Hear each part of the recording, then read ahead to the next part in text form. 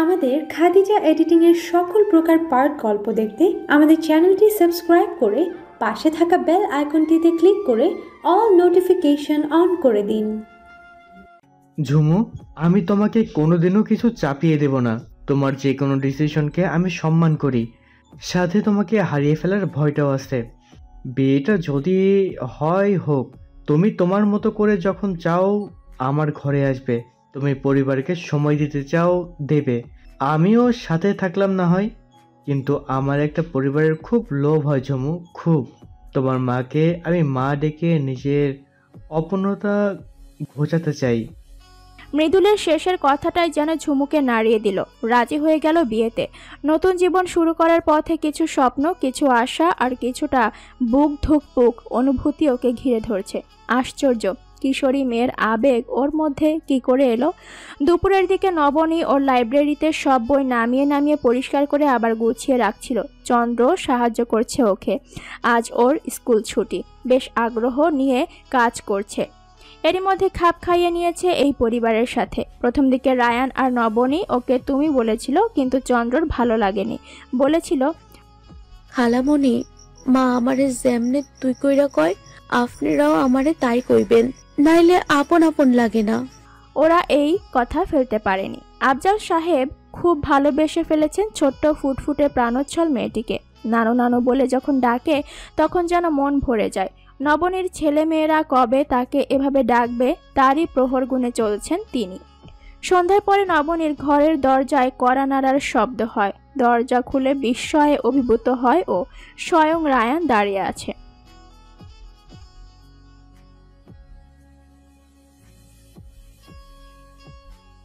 রায়ানের চোখে কিসের যেন আকুতি, না বলা ভাষাটা যেন কিসের ইশারা করছে। নবনীর চোখে অবিশ্বাস নিয়ে সরে দাঁড়িয়ে জায়গা করে দিল রায়ানকে। এসো, সত্যি করে বলো তো কেন এসেছো? রায়ান কিছু বলল না। সহসা ঘরে ঢুকে অস্থিরতা যেন কমে গেল। আজ যেভাবেই হোক বলতেই হবে, নয়তো আর বলা হবে না। গত কয়েকদিন থেকে কি অদ্ভুত এক দোলাচলে দুলছে ও। পুরো বাসার মতো এই রুমটাও দারুণ পরিপাটি করে গোছানো। প্রতিটি কোণায় রুচিবোধের ছাপ স্পষ্ট। দেয়ালের বিশাল ফ্যামিলি ফটোতে চোখ আটকে গেল রায়ানের। চমৎকার এক সুখী পরিবারের ছবি। এটা দেখেই মেয়েটা কিছুটা হলেও মায়ের উত্তাপ পেয়েছে হয়তো। ওর এমন কোনো ছবি নেই নিজের ভুলে বঞ্চিত হয়েছে ভাবার ভালোবাসা থেকেও। কি এক আক্ষেপে বিদ্ধ হয় বারবার। বারান্দায় গিয়ে দাঁড়ালো রায়ান, পিছনায় নবনী। রায়ান সহসা বলে ওঠে, ভীষণ কঠিন একটা অসুখ করেছে। নবনী প্রায় আটকে উঠল। সে কি হয়েছে? ডক্টর দেখাওনি এখনো তোমার? পৃথিবীর কোনো ডাক্তার এই অসুখ ভালো করতে পারবে না। সৃষ্টিকর্তা সেই ক্ষমতা তাদের দেননি। মানে? রায়ান স্মিত হেসে বলল, তোমাকে আমার এই অদ্ভুত ব্যামোর সিম্পটমগুলো বলি না হয়, তাহলে বুঝতে পারবে হয়তো। বলো। কিসের যেন একটা উৎকণ্ঠা ঘিরে ধরছে দুজনকেই। তুমি যখনই আমার আশপাশে থাকো, আমি যেন আমার মধ্যে থাকি না, কোথাও কোনো এক সুদূরে ভেসে যাই। আমার এতদিনের চেনা হৃদয় আমার কাছে বড্ড অচেনা লাগে। চিনচিনে, অথচ কি যে প্রগাঢ় একটা ব্যথা আমার হৃৎপিণ্ডকে সারাক্ষণ খোঁচাতে থাকে। কিন্তু কি আশ্চর্য জানো, এই ব্যথাটাকে আমি ভালোবেসে ফেলেছি। সমস্ত হৃদয় দিয়ে গভীরভাবে ভালোবেসে ফেলেছি। কিছু কিছু ব্যথাও যে এতটা মধুর হতে পারে আমি জানতামই না। এই প্রগাঢ় মধুর ব্যথাটা আমি আমার শেষ নিঃশ্বাস অবধি বয়ে বেড়াতে চাই। এই অসুখেই যেন আমার সব সুখ মিশে আছে। কিন্তু এর জন্য তোমাকে সারা জীবন আমার পাশে থাকতে হবে। এই অসুখের প্রতিষেধক বলি কিংবা চিকিৎসক, সব কেবল আর কেবল তুমি। তোমার হৃদয়ের ওই বন্ধ দরজাটা আমার জন্য খোলা যায় না। আমি কথা দিচ্ছি, তোমার মনের একটা কোণায় ঘাপটি মেরে বসে থাকবো। এক ফোঁটাও বিরক্ত করব না। প্লিজ নবনী, আমাকে ফিরিয়ে দিও না। কি যে কাতরতা মিশে আছে রায়ানের গলায়। সমস্ত দ্বিধা আর সংকোচ কাটিয়ে এক নিমিষে নিজেকে মেলে ধরল নবনীর সামনে। নিজের ভালোবাসা মুঠোয় ভরে বাড়িয়ে দিল নবনীর পানে। বুকের রক্ত ছলকে ছলকে বেরিয়ে আসতে চাইছে। হৃদয় যন্ত্রের গতি বিপদ সীমা পাড়িয়ে গেছে সেই কখন। এখন মনে হচ্ছে যে কোনো সময় সেটা বন্ধ না হয়ে যায়। আর নবনীর মনে হচ্ছে এটা একটা সুখ স্বপ্ন। স্বপ্ন বুঝি এতটাই সুন্দর হয়? এটা জীবন্ত। সামনে দাঁড়ানো এই অদ্ভুত ছেলেটা ওকে সমস্ত হৃদয় দিয়ে ভালোবাসে। নবনীর বারবার মনে হচ্ছিল এই মুহূর্ত যেন থেমে যায়, আটকে যায়। পৃথিবী, গ্রহ, নক্ষত্র সব থেমে যাক, পুরো পৃথিবীর সব থেমে গিয়ে কেবল এই মুহূর্তটা সত্যি হয়ে যাক। আকাশ ভরা জ্যোৎস্না, তাকে কেন্দ্র করে ছড়ানো ছিটানো তারা, নবনীর বাগানের শখানেক প্রজাতির ফুলের মাতাল করা সৌরভ, সব যদি স্থির হয়ে যেত, এই একটা মুহূর্ত যদি জীবনে চিরস্থায়ী হতো, তবে কি খুব ক্ষতি হতো? এমন আরাধ্য ক্ষণ সহস্র বছরেও হয়তো একবার আসে, কিন্তু সেটা ধরে রাখতে, আগলে রাখতে কজন পারে? যারা পারে তাদের কাছে পৃথিবীর সব সুখ ধরা দেয়, আর যারা পারে না তারা চির দুর্ভাগা। নবনীর ভীষণ ইচ্ছে করছিল ওর সামনে দাঁড়ানো নিষ্পাপ আর ধারালো চেহারার বিষাদ মাখা ছেলেটার ভালোবাসাময় নিবেদন গ্রহণ করে নিজের হৃদয়ে রাখতে, নিজের সাদা কালো হৃদয়ে এই ভালোবাসার রং ঢেলে রঙিন করতে। এই ভরা শীতেও বসন্তকে ডেকে পৃথিবীতে টেনে নামাতে ইচ্ছে করছিল খুব করে, কিন্তু চাইলেই কি আর সুখ ধরা দেয়? সহসা হাত বাড়ালেই তো আর সব পাওয়া যায় না। কিছু কিছু মানুষের কাছে ভালোবাসাটা অধরাই থেকে যায়। রায়ানের দিকে আরেকবার তাকালো নবনী। কি ভীষণ মায়া মেখে ছেলেটা ওর সামনে দাঁড়িয়ে আছে। অবয়বে কি যে অদ্ভুত কাতরতা, ব্যাকুলতা ফুটে আছে। ভারী মায়া হলো নবনীর। ভালোবাসা কাতর ছেলেটা নিজেকে নিঃস্ব করে সব ভালোবাসা ওকে নিংড়ে দিয়েছে, কিন্তু বিনিময়ে রায়ানকে দেবার জন্য নবনীর কাছে একরাশ হতাশা ছাড়া আর কিছুই নেই। তোমাকে দেবার মতো আমার কাছে কোনো ভালোবাসা জমানো নেই রায়ান। পাথর ভাঙলে সেখানে পাথরের টুকরোই পাওয়া যায়, ভেতরে কোথাও ফাঁপা থাকে না। যেখানে ভালোবাসা জমে থাকে, আমার মনটাও এখন পাথর। ভেঙে টুকরো টুকরো করে ফেললেও সেখানে অন্য কিছুই পাওয়া যাবে না। কথাটা নিজেকে সামলে নিয়ে ভীষণ দৃঢ় গলায় বললেও একবার রায়ানের চোখের দিকে তাকাতে পারল না। রায়ান কি বুঝলো নবনী জানে না, তবে রায়ানের শান্ত সৌম্য অবয়বে ফুটে ওঠা প্রগাঢ় বিষাদের ছাপ চোখ এড়ালো না ওর। স্থির দৃষ্টিতে রায়ানের প্রস্থান দেখলো কেবল। যে দুদিন রায়ান থাকলো, নবনী ইচ্ছে করে ওকে পুরোপুরি এড়িয়ে চলল। এমনভাবে এড়ালো যেন মনে হলো ওরা বুঝি একেবারেই অপরিচিত। কোনোদিন ওদের বন্ধুত্ব তো দূর কথাও হয়নি। এই জিনিসটা রায়ানকে খুব পীড়া দিচ্ছিল ভীষণভাবে, তাই নিজে থেকে আর চেষ্টা করেনি। ভালোবাসা পাবার অসম্ভব এক আবদারের জন্য বন্ধুত্বটা খুইয়ে বসেছে ভেবেই তীব্র আক্ষেপ গ্রাস করলো ওকে। তবুও এবারে ফেরার দিন শেষবারের মতো নবনীকে দেখার লোভ সামলাতে পারল না। সবার কাছ থেকে বিদায় নিল রায়ান। চামেলি আর চন্দ্র তো কেঁদে বুক ভাসালো। আফজাল সাহেব ভেবেছিলেন এই বুঝি ছেলে মেয়ে দুটোর একটা গতি হলো, কিন্তু তেমন কিছু না হয় ভেতরে ভেতরে মুষড়ে পড়লেন। যদিও বাইরে থেকে কিছুই বুঝতে দিলেন না, আশীর্বাদের হাত মাথায় রেখে প্রাণ ভরে দোয়া করলেন রায়ানকে। এই কয়েক মাস ছেলেটাকে নিজের খুব কাছের একজন ভেবে নিয়েছিলেন কিনা। সবাই ওকে বিদায় দিলেও নবনীকে কোথাও দেখা গেল না। শেষমেশ জিজ্ঞেস করেই বসলো, আঙ্কেল, নবনীকে কোথাও দেখছি না যে। আসলে এতদিন ওকে খুব বিরক্ত করেছি কিনা শেষবার সরি বলে যেতে চাইছিলাম। দৃষ্টি নিবন্ধ ফ্লোরে। এই স্নেহপরায়ণ লোকটাকেও খুব মিস করবে ও। নবনী ছাদে আছে হয়তো। কিছুটা থেকে আফজাল আঙ্কেল আবার বললেন, বাবা তুমি ভালো থেকো, আজ থেকে আমাকে একা একাই দাবা খেলতে হবে। চোখ দুটোতে রাজ্যের পানি এসে ভর করলো। রায়ানও চোখে ভিজে গেছে ততক্ষণ। দাবায় আপনাকে একবারও হারাতে পারলাম না, এই আক্ষেপ আমার সব সময় থাকবে আঙ্কেল। আপনিও ভালো থাকবেন, নিজের যত্ন নেবেন। চন্দ্র আর চামেলির সামনে এসে হাসি মুখে বলল, চামেলি, ছবি পছন্দ হয়েছিল তো তোমার? না হলে কিন্তু রাখবে না, আর অবশ্যই তোমার এই ভাইকে ফোন করবে কিন্তু। চামেলি এবার হাওমাও করে কেঁদে উঠল।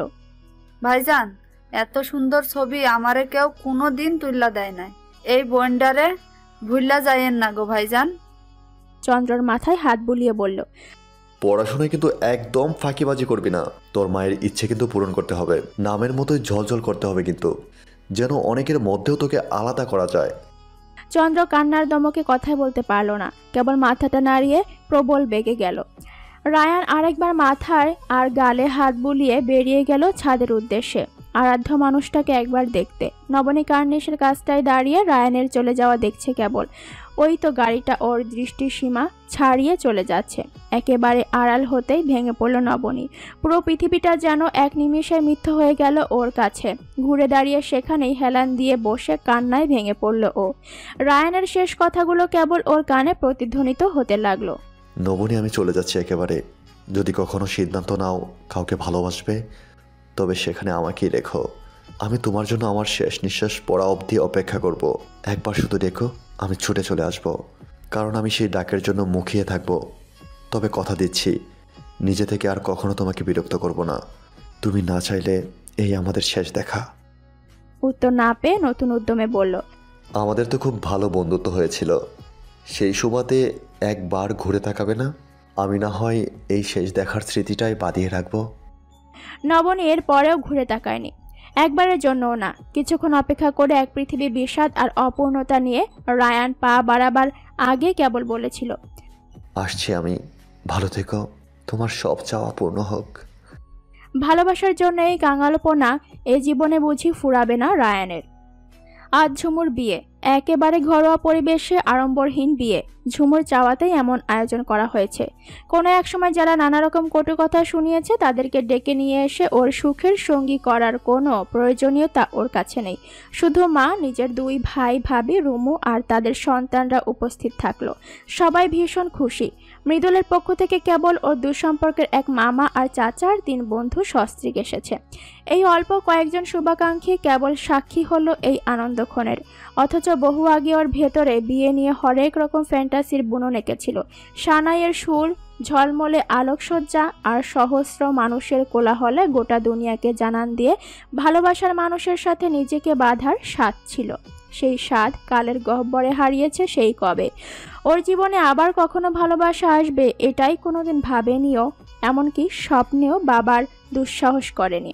জীবনে সহস্র ভুলের মধ্যে কখনো কোনো পুণ্য হয়তো করেছিল সে, নয়তো এমন দুকুল ছাপিয়ে ওঠা ভালোবাসার জল ওর ভাঙা আঙিনায় কি করে এলো।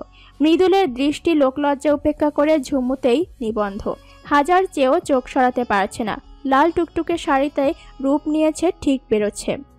এমনিতেই অনিন্দ সুন্দরী ঝুমু, আজ যেন পুরো অপ্সরা। লজ্জার লালচে আভা ছড়িয়ে আছে পুরো অবয়বে।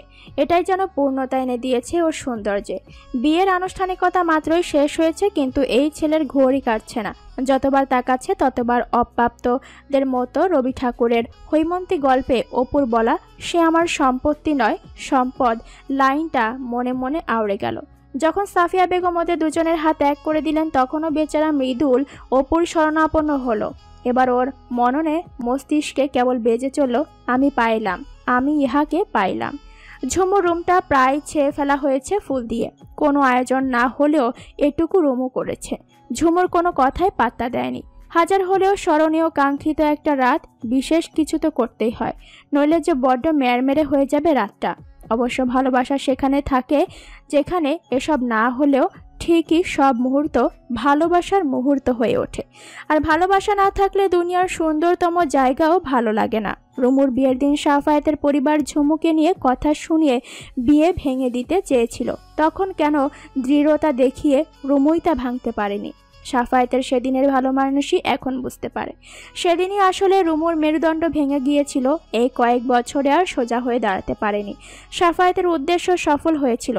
প্রিয় বোনের এমন একটা সব পাওয়ার দিনে নিজের হারানোর গান কেন ভাবছে, এটা ভাবতেই রাগ হলো রুমুর। তামিম আর নাইমের দিকে আজ খুব একটা নজরই দিতে পারেনি ব্যস্ততায়। ওদের খুঁজতে বের হলো রুমু। সেই ফুলের মধ্যে এখন বসে আছে ঝুমু। নিজের এত চেনা রুমটা চিনতে ভীষণ কষ্ট হলো। মৃদুল সামনে বসে আছে। সারা জীবন শুনে এসেছে মেয়েরা লজ্জা পায়। এই ছেলেকে দেখে ঝুমুর সেই চেনা ধারণায় কিছুটা ধাক্কা লাগলো। লজ্জায় কাচুমাচু হয়ে বসে আছে ছেলেটা। সাদামাটা দেখতে হলেও ভীষণ বুদ্ধিদীপ্ত চেহারা মৃদুলের, কিন্তু আজ কেমন বোকা বোকা লাগছে ছেলেটাকে। বিয়ের দিন কি সব ছেলেদেরই এরকম বোকাটে লাগে দেখতে, জানে না ঝুমু। বিয়ে ভিড় কোলাহল এড়িয়েই চলেছে ও বহুবার, তবে এই সারল্য ঝুমুর খুবই ভালো লাগলো। মৃদুল উসখুস করছে কথা বলার জন্য, কিন্তু বেচারা শুরুই করতে পারছে না। শেষে ঝুমুই শুরু করলো। কি ব্যাপার, তুই কি বোবা হয়ে গেলি নাকি? তুমি কিন্তু কথা দিয়েছিলে আজ আমরা সারা রাত গল্প করব। নো ঘুম, ঘুমের নাম মুখেই আনা যাবে না। ঝুমুর সিরিয়াস ভঙ্গিতে বলল। মৃদুল এবার চোখ তুলে তাকালো। আমি সারা জীবন যা কিছু হাত বাড়িয়ে ধরতে গেছি সব কেমন অধরা হয়ে থেকে গেছে। তোমাকে আমি কি করে পেলাম ঝুমু? মৃদুলের গলা কোথাও কেঁপে উঠল যেন। আমার কি মনে হয় জানো মৃদুল, তুমি এলেই যদি, তবে আরো আগে কেন এলে না? আমার কষ্টের প্রহর এত দীর্ঘ করলে কেন? ঝুমুর চোখ ভর্তি জল, প্রাপ্তির জল। দেরি হলো বলেই তো নিজেদের পুড়িয়ে খাঁটি করে আমরা নিজেদের পেলাম। এই পাহাড় মাহর তো মর্মে মর্মে উপলব্ধি করতে পারলাম। অল্প পাওয়া কাঙ্ক্ষিত জিনিসও আমাদের কাছে অনেক সময় হালকা হয়ে যায়। আমাদেরও সেই ভয়টা আর থাকলো না ঝুমু। চোখ ভরা অশ্রু নিয়ে দুটো মানুষ আজ সহস্র প্রতিশ্রুতি, সহস্র চাওয়া, সহস্র স্বপ্ন একসাথে জুড়ে নিল, আবদ্ধ হলো এক অমোঘ বন্ধনে, যেখানে আছে শুধু বিশ্বাস, ভালোবাসা, মায়া, ভরসা আর মুঠোভর্তি স্বপ্ন। আফজাল সাহেব বিছানায় ছটফট করছেন, কিন্তু মুখে কিছু বলতে পারছে না। গোঙানির মতো শব্দ করার ফাঁকে ফাঁকে অস্ফুট স্বরে বলা,